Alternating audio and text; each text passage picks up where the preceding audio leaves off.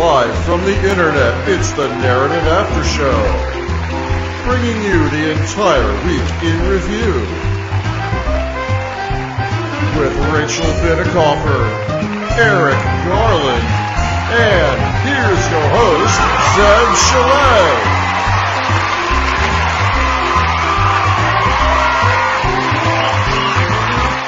And just like that, we made it to Friday. Good evening, everybody. Welcome to the After Show on Narrative Live. It's so good to see you guys. You like the music, Eric. I think you like it. I think you like the little swing that we have there. He seems to I'm listening to something else entirely. What? Who? What? Oh, it's going to be that kind of show, is it? Our names have ever gone with classy jazz, Eric. I felt pretty good about that, you know? It's pretty elegant, right? Rachel Bitecofer is here and Eric Garland are here, as they always are on a Friday. It's good to be with you as we do the recap of the news, the entire week in review. Tonight, really only 3 topics going to make it to the show, maybe more. We'll see how it goes. One of them is Elon Musk, because if you, like me, are fearful of going to a dinner party this weekend with someone who's going to ask you what you think about Elon Musk buying Twitter, I've researched this topic and I will give you some answers. That's coming up later in the show. But the big news of the day has got to be Marjorie Taylor Greene on the stand, lying her you-know-what off. Rachel Bitecofer has very kindly and very nobly listened to the entire affair for 8 hours today. You know, Rachel, thank you for doing that. It's really God's work and we appreciate it. What's your big takeaway?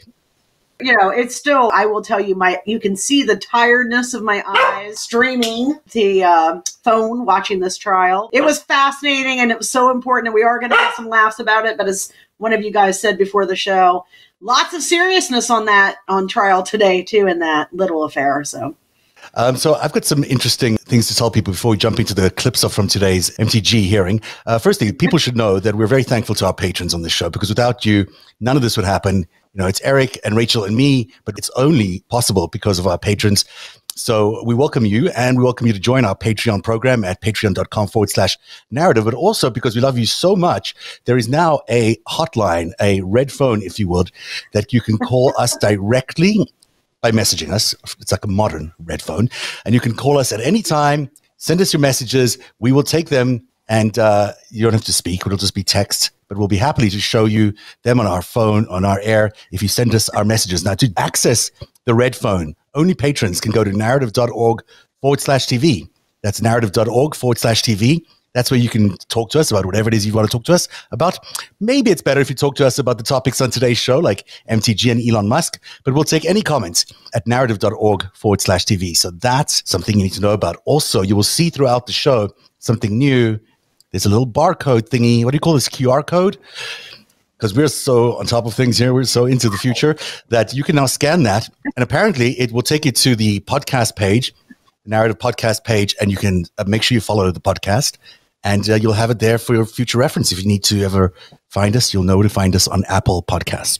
So that's the business end of things. And it will not download Pegasus software onto your phone. We promise. I promise it's not. It's actually done by Apple itself, and they guarantee me that there's no Pegasus. I'm taking all this innovation, this fancy shit, to mean that you did not actually take a vacation, and instead did a bunch of shit you weren't supposed to be doing on vacation, huh? I love doing all this stuff because it just, I don't know, it keeps me busy. And, well, you know, what else could I do with my time? So I enjoy it.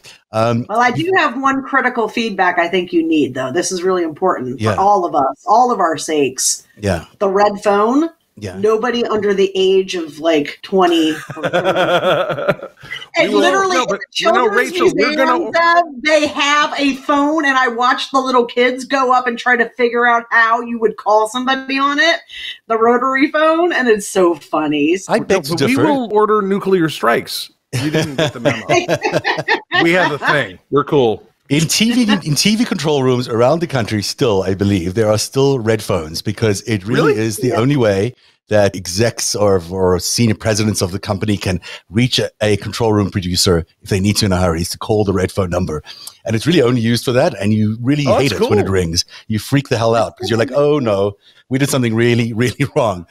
Sometimes they don't say that you did something wrong, but that's what the red phone, really does exist. And it is legit red. Like, it's red. It's legit red, and you can't miss it, and you know what it's for. Like, you see it, you're like, okay.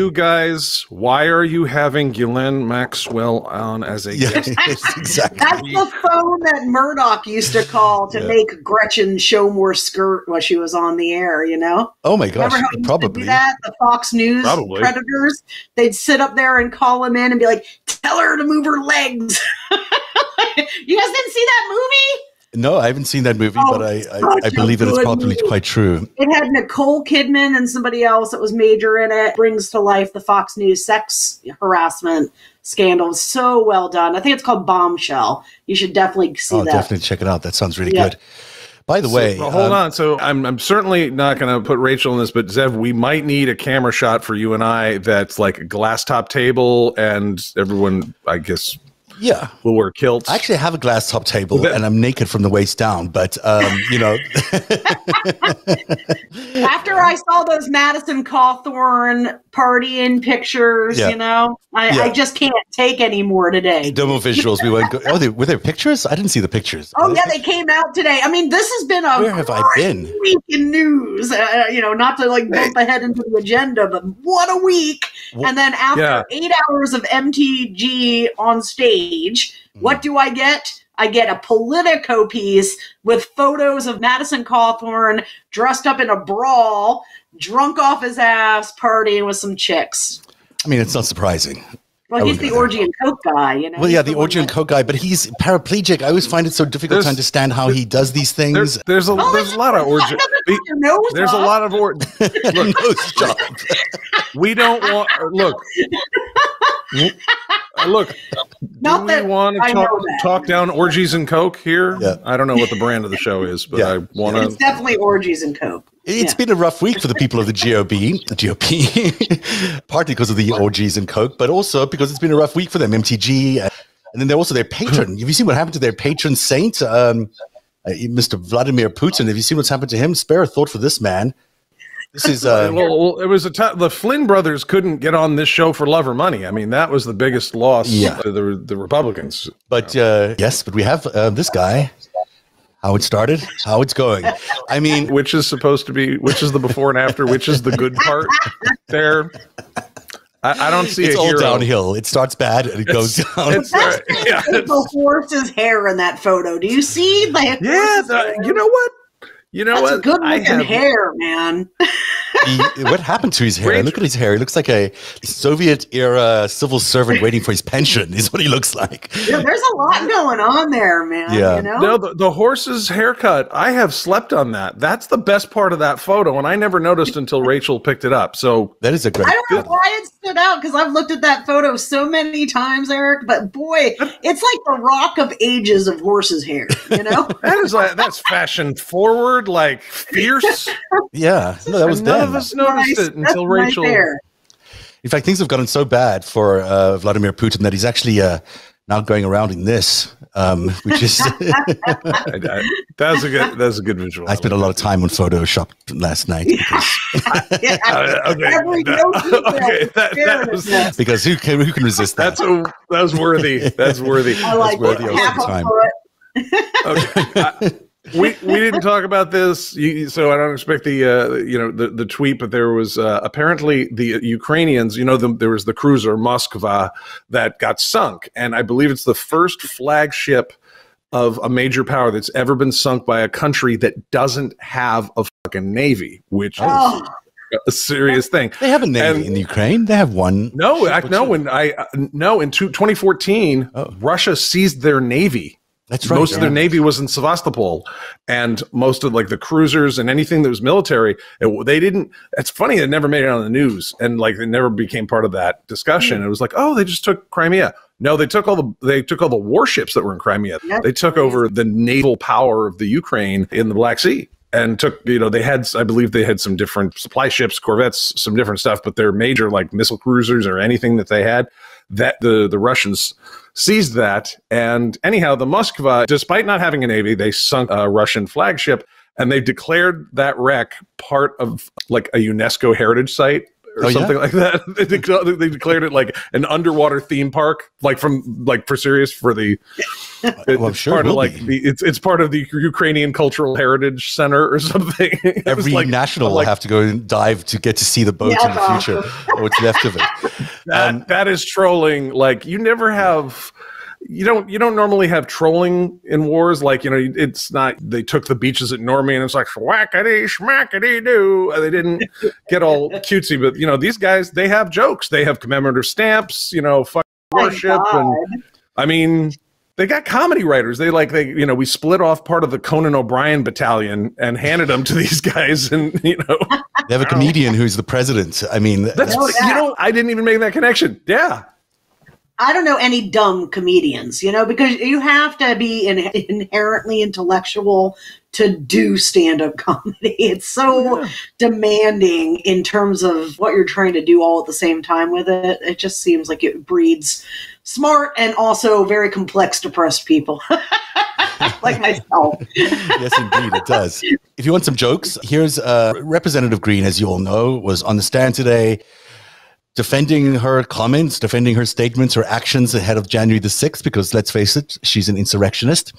Here's a clip from what happened as she was describing her reaction as they heard that shots were being fired. And when you were notified that people had entered the Capitol illegally, did you also understand at that point that there had been violence at the Capitol?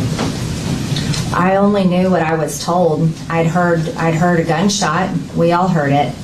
And we were so confused. We thought Antifa was breaking in or BLM because of those were the riots that had gone on and on all throughout 2020, day in and day out. Just horrible riots all over the country. And that was the only thing that made sense to most of us, breaking in or... That was the only thing that made sense to her. I mean, even though she was there just a few days ago calling for a insurrection and martial law and all sorts of things, the only thing that came to mind was BLM. That makes complete sense. Rachel, what was that all about during her thing today? That was her messaging effort. And to be fair, the attorney let her go on for about another second after that, before he was like, objection, no relevancy here, She's always on stage. Even in this legal precarious position, you could tell that she was doing performative art, right? Now, I will say it was handled well, but I always have such high standards for what I want. And I would have liked to have seen him use the opportunity to grill her down a little bit more. But I think we're going to see that she was left with no choice to either lie, tell the truth, or just pretend that she has dementia. And and we're going to see that that's what she goes with the third. The first one, she lies as well, right? I mean, she also does lie quite blatantly. She says in her statements there, under oath, that she's never heard of the notion of QAnon. And we know that's not true because here's a clip we found. How much you guys know about Q. It's an anonymous person. All right, so Q is a patriot. We know that for sure, but we do not know who Q is, okay?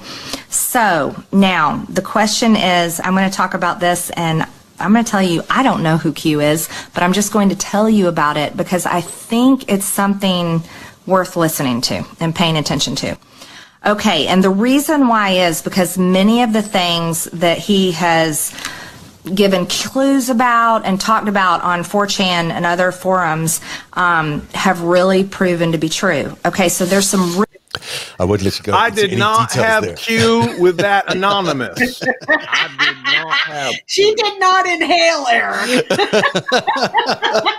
But only because Nancy Pelosi forced her to wear a mask, I mean, Nancy Pelosi, Antifa, critical race you're killing me. I think too, it's really important though, right? Like to also acknowledge that she fucking knows, right? So every time that bitch said I don't know is technically a lie because she knows. She knows everything she did, dude. She's on tape. She knows. She's right there. Look, she had been elected 9 seconds before that, and notice they're like, it's a fake election. Then why the fuck are you here? Right. If it was fake and we got to redo it, then go back to Satan's colon where you came from or whatever. And it's like, well, no, just the part that we don't like is fake. Yeah, we need a writer's room. You need to get Zelensky's writer's room in here with notes. And did you think this plot all the way through? They did not. What is the role of these people? What are these comedians that are there as representatives? I mean, the Madison Cawthorns and this one, MTG and what's his name, Bobert? Haven't heard from her for a while. Lauren Boebert. Yeah, what are they actually doing? Like, they just a gaslight contingency? I mean, is that what they do? They just out there to shock us all? I mean, yeah, so we look at the dummies instead of the Koch brothers and all the oligarchs. And when you say Koch brothers, you don't mean Madison Cawthorn's orgies. You mean the other Koch brothers. I don't know. Let's not talk about him having sex again on the show. I'm going to have my agent write that in my contract. We're done talking about. Well, let's be clear though. Like the Cawthorns, I don't want the MPs, like those guys. They're a fire that burned out of control. Like they are the Frankenstein that the Kochs created, right? Yeah. They had all these ideas about, hey, we're going to use this propaganda network. We're going to tell people this, this, and this. It's going to drive them to the polls. It's going to drive them away from Democrats. All fucking fine and dandy until that shit rose from the grave and then came and ate them alive, right? And so, like, it's really important, I think, for people to understand the reason MTG doesn't get punished by congressional leadership is that they can't punish her because that's the party now. Like the base of the fucking party is her, not Kevin McCarthy, not they created a monster. All these older school Republicans. The reason that they have their balls in the hanger like that is because the base likes her more than it likes any of the so-called establishment Republicans. I just think it's really important to differentiate today's Republican Party, GOP 2.0, from the one that existed prior to Donald Trump's ascension to the presidency. It's really that different, hey? You actually study this for a living, so I know, Eric, you want to jump in, but you actually study this for a living, and what you seeing in the polls is that there's a completely different GOP out there. Yeah, we never talk about what has happened, how we got to this place, and there's many things, right? But drilling down on this one thing, it's important to remember the Republican Party had a civil war, okay? Started off as a little insurrection with some Tea Party shit in the 2010 cycle, and then that shit started rolling. And then when they killed off electorally Eric Cantor in Virginia's 7th district, tanking his ascension to the speakership, they started to move away from the autopsy and towards like the base, right? And Donald Trump walked right into that. And when he came, it took a simmering civil war that was slightly favoring the radicals and blew it out the gate. He could not get an elite endorsement until after he was close to Iowa, when he finally got his first elected endorsement, okay? It was a hostile takeover, but once it was taken over, the few jumped ship, and that's why we see that decline in party ID is mostly right heading into the fall election of 2016. The people who got off the boat right then, and Eric probably knows a lot of them as I do, those people left. There was an exodus, the measurable exodus. After that, the hangers-on have generally stayed there, okay? Now, I do think we can get more of them if we go after their brand loyalty and we remind them of how Republicans have betrayed their two core issue areas, the economic and national security realm. And so there's growth in those realignments or de-alignments for us to be had. But that's what we're looking at. And the media just keeps talking about this Republican Party like it's the same fucking thing from 2006 even, okay? This is not. This is a distinct different party. It had purges. All of the people that used to be called conservatives are now ultra moderates, right? All of the actual like old school, like William F. Buckley type conservatives were kicked out of the party too. Like, you know what I mean? Like the intellectual conservative movement is exercised basically to adopt Trumpism. And now we're dealing with a different beast, and we have to accept that. It's not an honest opposition party. It's an ideological movement. And some people could probably accurately call it a cult. There's certainly no like Senator Jack Danforth, like the senior, he's retired senior senator, very powerful figure in the Republican Party, who said the worst thing he ever did was back Josh Hawley. There is no Danforth in the Republican Party right now. And the Boeberts and Greens, they make Tom DeLay look like Cicero. Yes, exactly. Oh my God. Jim Jordan makes John Boehner look like Augustus Caesar. No shit, dude. No shit. And to take your point on the dates, Rachel, we're talking a period of years. Look, I'm not pining for the good old days of Tom DeLay and Jack Abramoff were like foreign agents and so like. Well, I am, dude, because at least Republicans knew knew Putin bad back then, right? And like didn't want to actually kill us, you know. So, to some respect, like I look back to 2006, I'm like, fuck, I wish I could go back there to at least I could sleep at night, you know. They liked Chinese casinos pretty good. There were issues, but none of them were like, shit, we did distinctly remember the feeling in D.C. and after the 2006 election, after quite a bit of the George W. Bush years. And of course, you and us Intel analysts who try to stay very nonpartisan, it was like, there's going to be some grown-ups back, or at least we're going to roll back, this reckless crew of people who look like the golden age of Athens now, right? Dick Cheney's daughter is part of the Saviors crew, right? Go back and talk to your January 1st, 2007 political self and go, man, you're going to be so excited when Liz Cheney flies in to save the day. We're like, what the ass? Oh, no, Donald Trump gets elected president. Well, first we have a black dude for president. For what? Yeah, no, like Clinton flames out. We have a black dude, for two. And then Donald Trump takes up, what the fuck are you people what happened? No, it's a long story, but there was this sigh of relief in 2007, that those folks were getting out, and it's just. And all of them are who we look to be the moral compass of today's Republican coalition. I mean, that is now their fucking moral center, is the people that were so bad in 2006 that people were in the streets protesting. That's how far we've moved along the spectrum. It's quite unbelievable. Now, Mitch McConnell says, and I don't know if you want to take anything Mitch McConnell says seriously, that if they, land up putting up a whole bunch of radicals or extremists as in the next election, that they will do badly.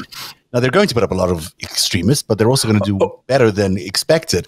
So what's the truth behind all of that, Rachel? Is too much extremism bad for the prospects for the House, for the Republicans? Look, I have no idea if McConnell knows this or not, if he was acting or fronting for the camera and he doesn't disclose everything he thinks and feels, right? But the fact of the matter is what happened in 2010, what happened in 2012 to a lesser extent against Claire McCaskill with Todd Akin, is demonstrably not what we're seeing happen in more recent cycles on the Republican side, okay? When we look at Roy Moore, he did lose his election. That was the special election against Doug Jones, and he was the credibly accused child molester guy that they wanted to send to Alabama Senate. He got 90% of all the people who showed up and said that they were Republicans, which is a lot of people. And Doug Jones won that election by just a couple of points. I mean, it was within like a point or two. So it was very, very close. And it was not because Republicans broke away. Now, to highlight how different that is, in 2012, that Aiken cycle with legitimate rape, Claire McCaskill actually got an extra 10 points of Republican vote. You can see it in the polling data. So instead of breaking against her at 90, they broke against her at 80%. So 80% of Republicans still voted for Aiken. And that was when we were still somewhat healthy, right? So like this idea that, I mean, certainly as a person trying to save democracy, I want them to nominate the dumbest, weakest candidates they can. The Republican Party is not stupid like us, though. Like whoever the fuck they nominate, if it's Melmot Oz or the dude, the Heisman winner down, Herschel Walker down in Georgia, who can't even put two words together, the Republicans are going to spend mad money. They're going to be 100% committed to electing this individual. And the Democrats will get nominee they really want, and then one that's good that beat this one that was, had all these advantages, and then they'll turn their back on him and be like, this isn't the person we thought would win the district, So Republicans are going to be competitive. We may very well come out of that cycle seeing both Pennsylvania and Georgia taken over by nut jobs. Wow. Well, that's lovely. DeSantis' redistricting thing in Florida, is that going to hold? Is that going to actually hold? There are now 4 new GOP seats basically in Florida because he decided to redraw the map which makes, by the way, puts the House of Representatives back technically.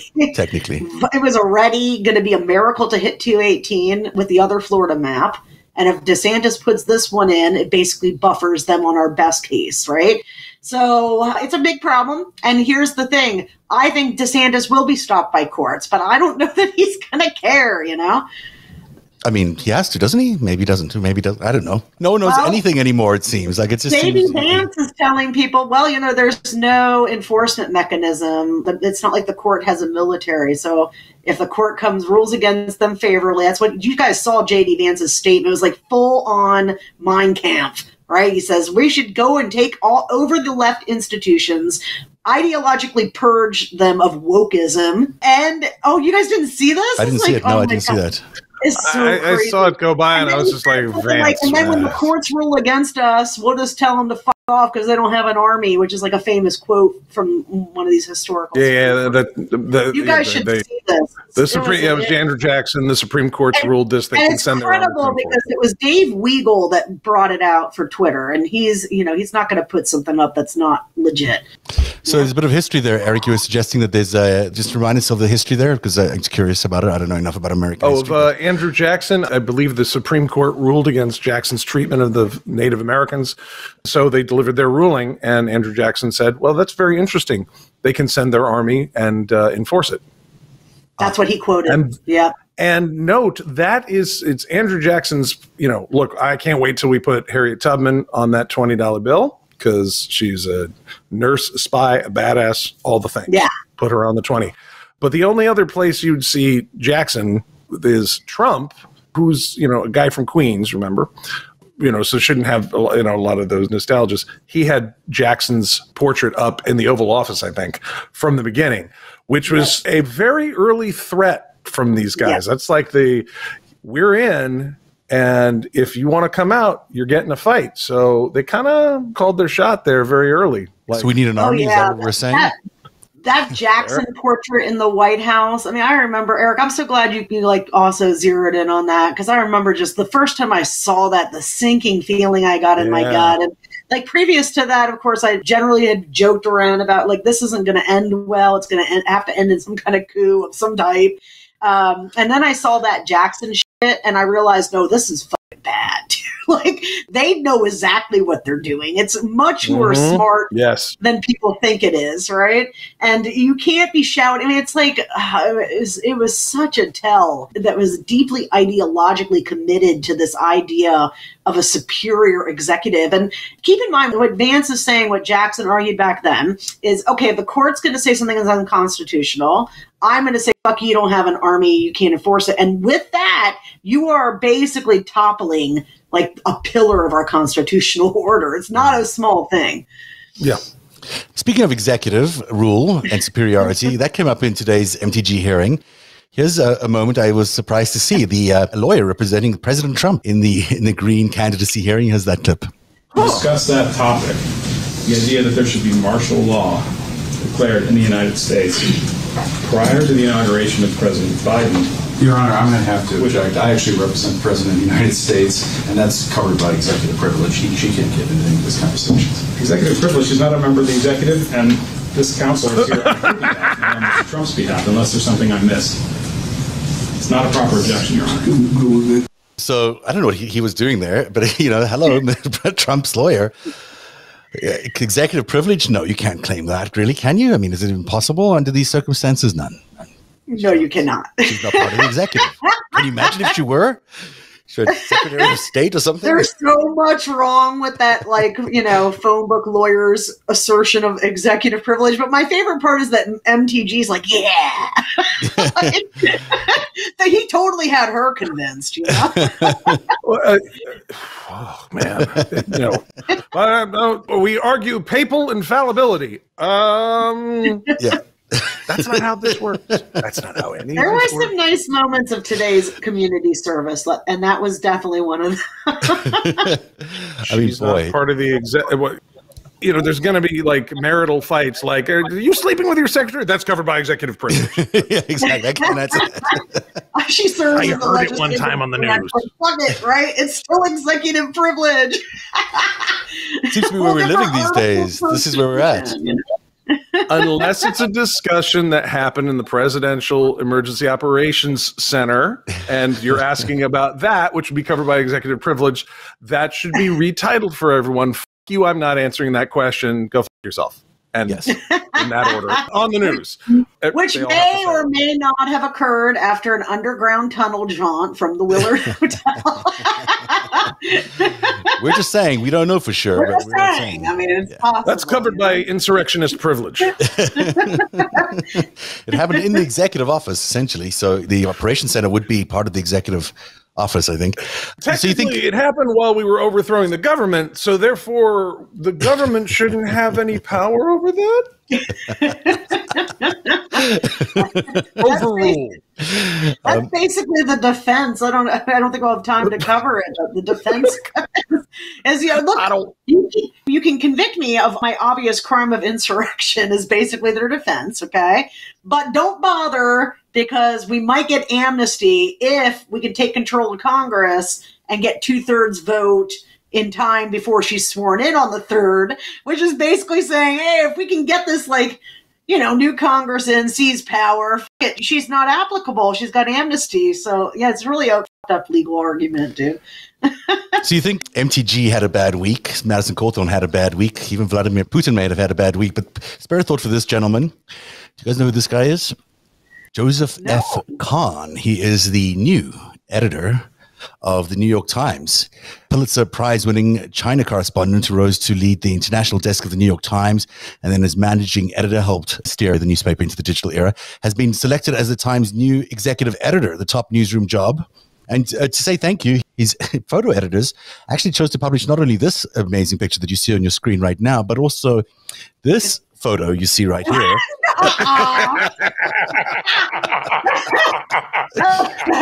He must be really popular in the newsroom. I thought you were serious for a second, dude. That's funny. You're asking why he's not wearing That socks poor and guy. shoes. He just signed up for the shittiest job in America.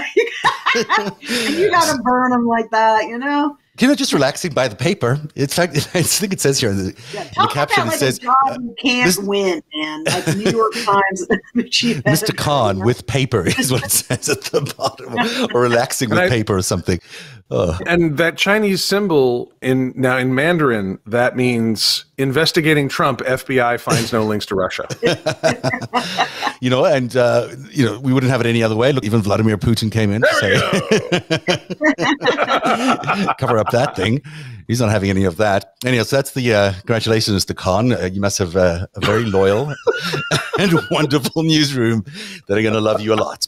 That photo is a classic. He's not wearing any shoes, by the way. Those are leather soled socks, because you have a pair of leather soled socks, don't you, Eric?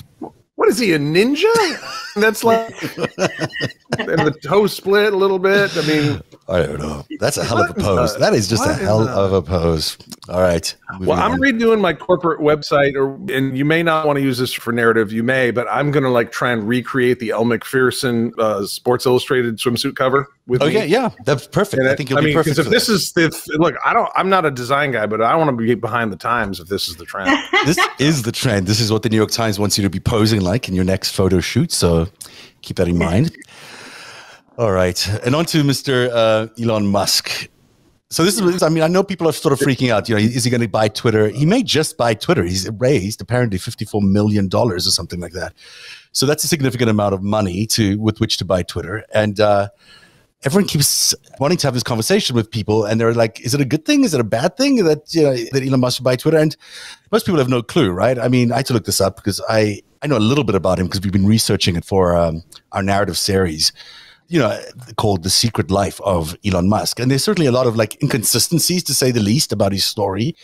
And most people don't really have a good idea of whether it's a good thing or not. But you assume that the guy who made battery-operated cars and made space travel less costly and possible on a much more regular basis. Also, a guy who's fathered maybe 12 kids. He's had 12 kids. Oh, I didn't know that. And while simultaneously hosting SNL, he also keeps having these rotation of beautiful women as his wives. I mean, he just seems so incredibly busy, but yet he still wants to buy Twitter.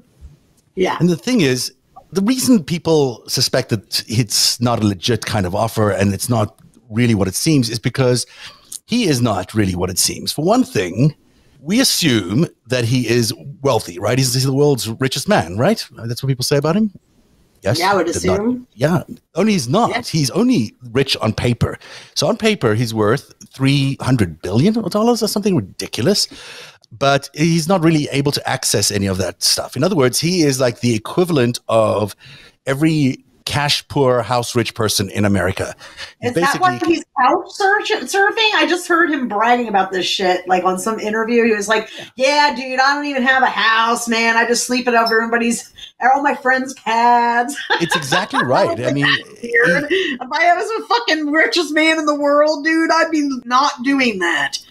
No, you would not. You'd be living in a nice house, right? Even if you were just on paper worth $300 billion, you'd try to live in a nice house with other people that lived in it 364 days of the year that I wasn't there, and I'd probably have like 20 of them, right? I mean, I'd be showering myself with gold, whatever it is. I'd just be using that money as effectively as I could. But he doesn't have that money. So he had to go to the bank. To buy Twitter, he has to go to the bank and actually loan against the amount of Tesla stock that he can borrow against. So there's a limited number of stock dollars or stock value that he can borrow against. And he was able to, at that point, get $25 billion to go to the sale of Twitter. So imagine that you've got only $25 billion or whatever it is you've already got. This is not the thing you would immediately think about doing, is buying Twitter, right? I mean, Twitter is like, go ahead, Eric. You want to jump in there? Well, if you had been reprimanded by the SEC over wasn't it misleading tweets or something? I think it was, yeah. And didn't he if sort by of misleading, you mean fraudulent increase the valuation of your own stock? Yes. Yeah. So like saying that he's going to get financed by the Saudis, I think, to take Tesla private.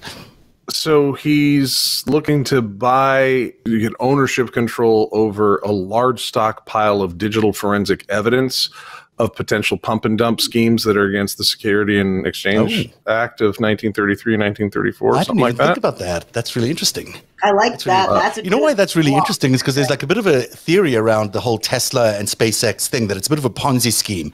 That basically they're one company that operates as two companies and they keep borrowing against each other, which seems like, has gone well for them because the stocks keep rising. SpaceX is doing well. Tesla's doing well. It's all okay. But imagine one of these stocks crashes and then both companies go kaboom, which would leave, astronauts stranded in space and cars careening off the road because that's what those companies do. We'd bail them out, right? We'd have to go and then we'd have to bail them out. We'd have to go and get the astronauts back. We've got to leave them floating in space. Too off of the Earth to fail or whatever, right? Yeah, exactly. Yeah, do either of you guys remember the retail shop Crazy Eddie's in New York City in the 1980s? I think you would have been. About that. Okay, you might have just gotten a New Yorker. Did and people weird commercials, Crazy Eddie on TV. He was a disc jockey whose name Jerry something who escapes me. We've got VCRs, we've got boomboxes. Prices are insane. Everyone, the commercials were very legendary. Yeah. Right. So they were an enormous financial fraud, and the whole thing flamed out. And a great guy you should follow on Twitter is Sam Antar. Sammy Antar, who I believe is the nephew of Eddie Antar, who is Eddie of Crazy Eddie's. And he got nailed by the SEC and criminally charged, and he paid his price to society, and now he helps good guys catch crooks. And he describes himself as a retired crook. And, he is trolling Elon Musk like constantly on everything. Like he'll make some move and it's like, oh yeah, you do this at the last second. So they're holding the bag, this is called, the 2-week bag break or whatever. He's like, oh, I'm totally man. Gonna follow this dude, man. Because here's my take on this shit. There's no fucking way there's not some evil fucking plan, okay? And I am a good compartmentalizer. So I love Tesla and SpaceX, especially SpaceX, because when I was talking about reforming elections, how we do elections, I'm like, look, we have NASA, we need SpaceX. So it's a very handy example, and it's been a mad success in terms of its mission objective. There's no doubt about that. That doesn't mean, though, that Elon Musk is an infallible person. In fact, he's quite fallible, and he has done some really shady shit politically. Number one, he wanted to subject his workers to reopen in California before there were vaccines, right? Yeah. He was like howling into the fucking wind about not being able to reopen Tesla before it was safe. And then in addition to that, Like, he's friends with Kanye West, dude. And I'm pretty sure had something to do with like setting that top spinning in 2020 when he had that really ridiculously. And luckily, a total fail because the Republican Party took it seriously. They recruited him to run.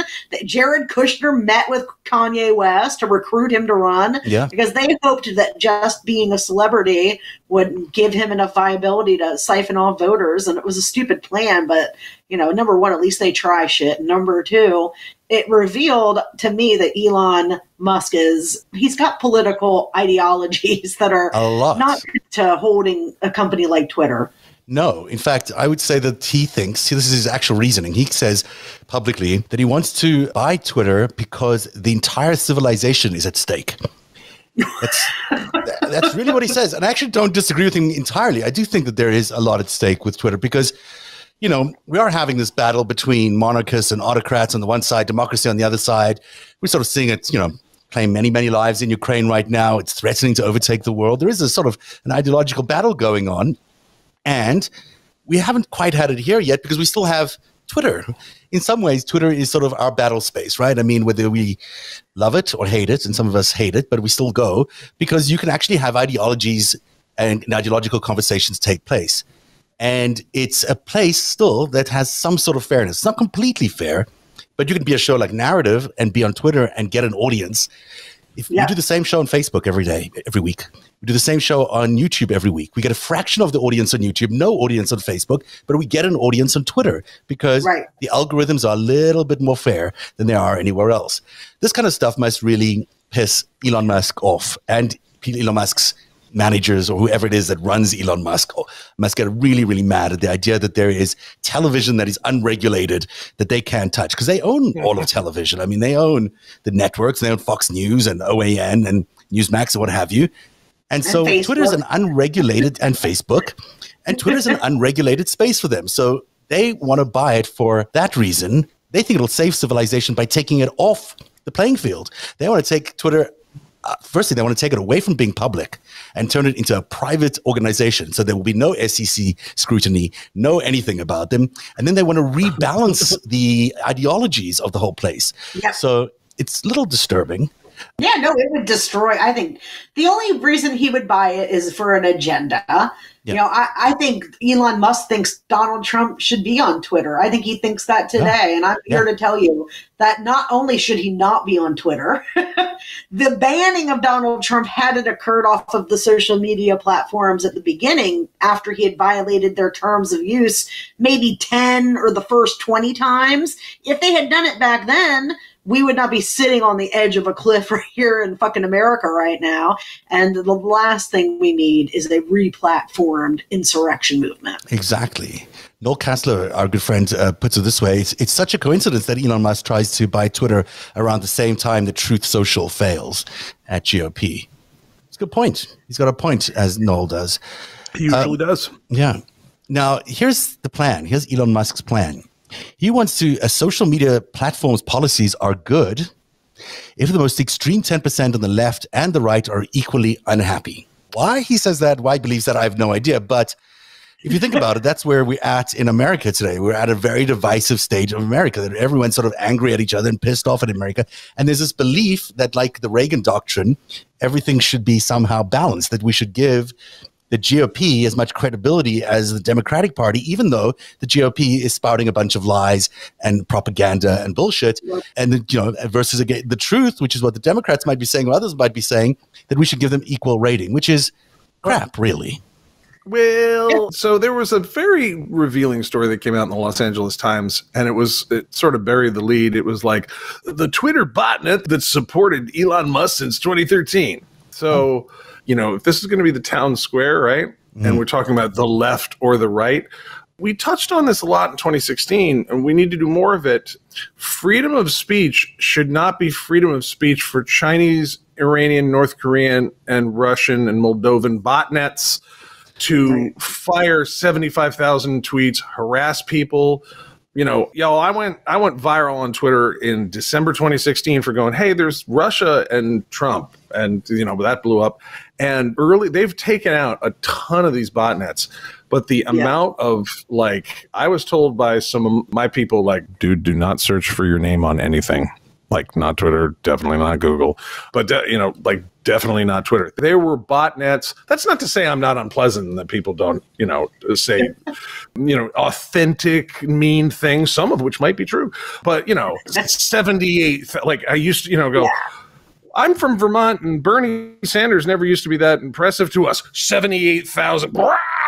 Kill yourself right now. It was like, he had lunch with some family members of mine who's like, he eats with his mouth open. I mean, this is not a hot war here. We're from Vermont. We met him. Don't think he's the savior. It's like, throw yourself in an open volcano now. And you started mentioning that name. You started buzzing, by the way. It's something about your microphone, Eric, has gone and started buzzing the second you started talking about Bernie Sanders. Oh, sorry. I didn't hear that. They're back. They're back. They're in the machine. Here's the thing, Eric. Like that, like if you read, if you read my book on 2016, which is a political science explanation for what happened, then you're going to find out how important that both parties were divided in different ways, but the Democratic Party was internally divided between Sanders and Clinton. And so much of that division, when I wrote that book, we had really only a very tertiary idea that the Russians had been engaging in propaganda and disinfo with bots. They were just starting to come out. Cambridge Analytica had not even broken yet. And, so we didn't really understand. I was documenting how divisive the Democratic nomination was and how much angst, when you could see the angst that first night when they would. She'll be back in a second. Hopefully she'll reconnect with us. Come back, Rachel. We could talk a little bit more about Elon Musk. Unless you want to read about the work. I just want to finish a little bit about him because, there is this. Oh, here she is. Let's see if this works. Ta-da. He's also South African, right? He's also South African. You're back. Am I better? A little bit better. You don't sound as squeaky. That's only a little bit. I feel like the microphone's telling me I should shake out early this week. Well, if you want to get out early, you're welcome to. What are you going to do? You guys, Eric, close this thing out for me, buddy. Okay. Rachel, thank you so much. Rachel Bitecofer. I got you. Thank you. We love you. And thank you very much for your time tonight. And thanks for watching MTG. And she's out. She's having a weekend. Elon Musk is South African. I'm also South African. We're very similar ages. He's a multi-billionaire. I'm broke, but but we come from very different parts of South Africa. He supported autocracy, and there was a lot of money in that, and we didn't. So there's less money in that. Look, the thing is, he came from a very different part of South Africa, where he came from Pretoria, where the much more Afrikaans-speaking nationalist, white nationalist kind of place. I came from Johannesburg, and it was more metropolitan and certainly much more mixed. And, I didn't really like the apartheid government because they thought about gay people as much as even worse than black people. And they really were offended by that. Not unlike the Republican Party of today. They sort of have the same kind of Venn diagram. But, he obviously did not feel the same way. His dad had some ties to the Zambian gem industry. Yeah, right. Emeralds, and what have you. Which, you only have if you're sort of connected to sort of the underworld.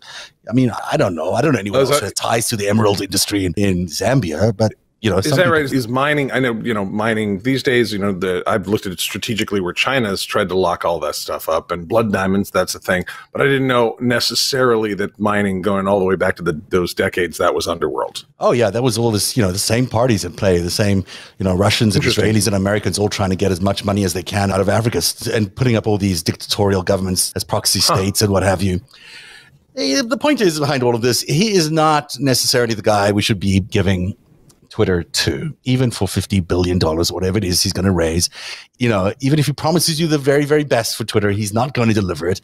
In fact, chances are he's going to take away everything we love about Twitter and replace it with something else. Like he's going to bulldoze the town square. We're going to have nothing but control and regulation in a place that we've not had that much control and regulation, and we shouldn't have any of it. So, no, thank you, Elon Musk. So you'll have to buy a share of Tesla stock every time you tweet. Exactly. Or it's Bitcoin. Isn't he a big guy on Bitcoin?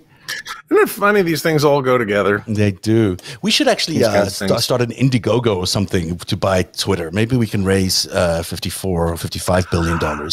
Look, we did so much work on Louis DeJoy here. Here's my radical plan. Once we get DeJoy out and we have like non-autocrat mobsters running the Postal Service, I would like the U.S. Postal Service to run social media. Here's why. Things that you do over the Postal Service in the United States, for example, are subject to criminal law. Like if you commit a crime and you use a bank check or transfer documents, you can be cited for mail fraud. Right. Or if it's over wire, if you're shuffling money around, that becomes wire fraud. And you can say whatever you want over the U.S. mail system, but if you commit a crime with it, then that is something that you have to answer for. Also, in other types of public square things, like public speech, there are limits to speech. Like, for example, I was joking about the botnets, but there have also been human intelligence kind of nets of, agents out there, people looking to smear certain folks, reputations, Really, take their livelihoods. You ever hear of that? Never. Well, that should be subject to defamation. And you kind of need probably some technology that would, sophisticated enough to nail these communications to people. Like if I mail a threat to Nancy Pelosi, I'm in some deep shit. Right. Yeah. And by the way, do you remember the first guys who arrested Steve Bannon on Guo Wengi's yacht? Do you know who took him down? Yeah. There's the U.S. Postal Inspection Service. Yeah, exactly. They're gnarly. So, you make a good point. I mean, there really is. There's no regulation, and the USPS, even under Louis DeJoy, although he would have to go away. But is he still there? You think he's still there?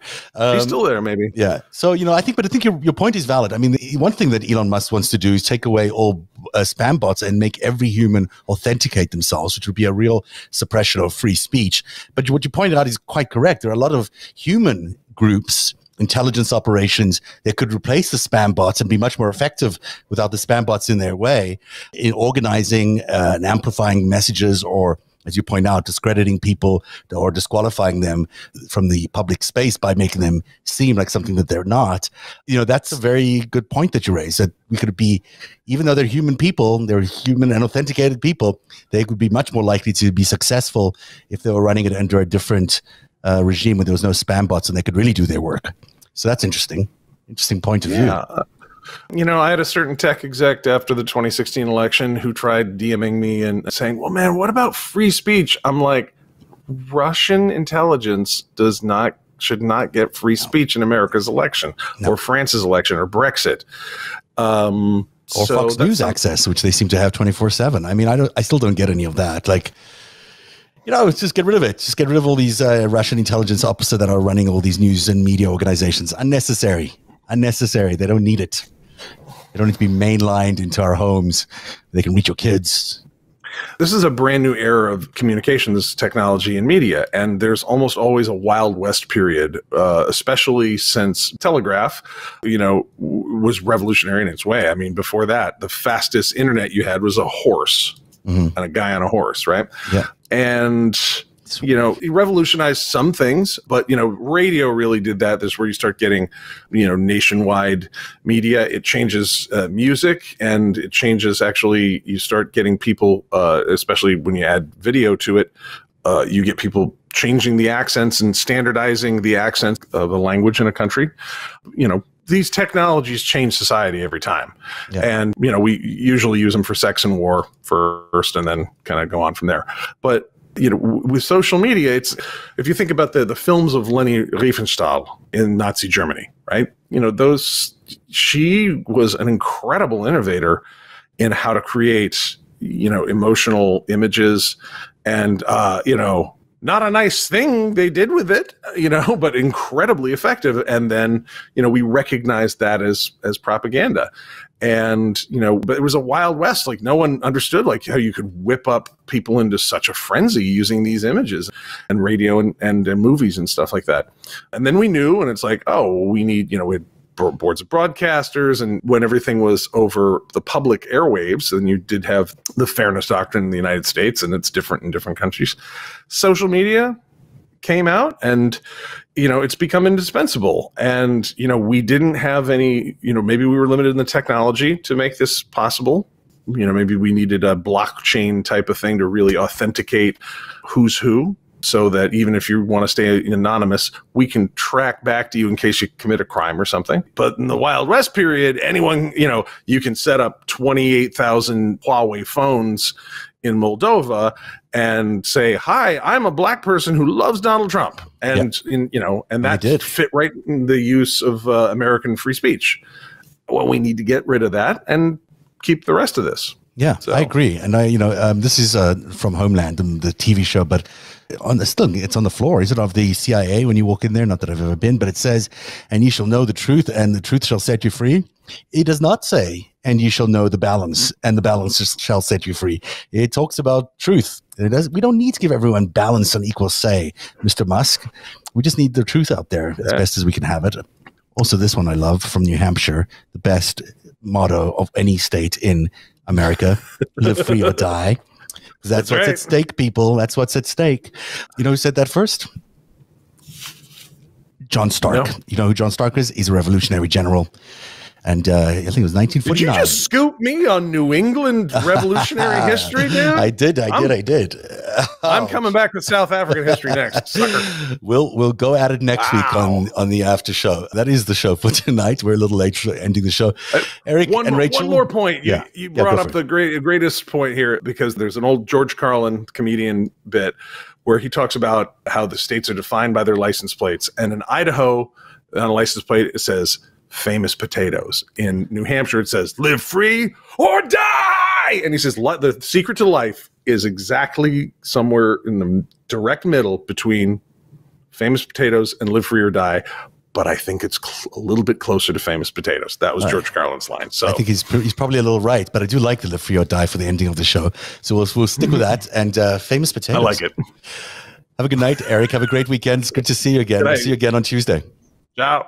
And good night, everybody. Don't forget you can join patreon.com/narrative, where you can support Narrative. He's out for the weekend. Rachel's left me alone. It's all just me and you, but I got to go too. So have a great weekend, everybody. Thank you for joining us. And thank you to our patrons for making tonight's show possible. That is the after show.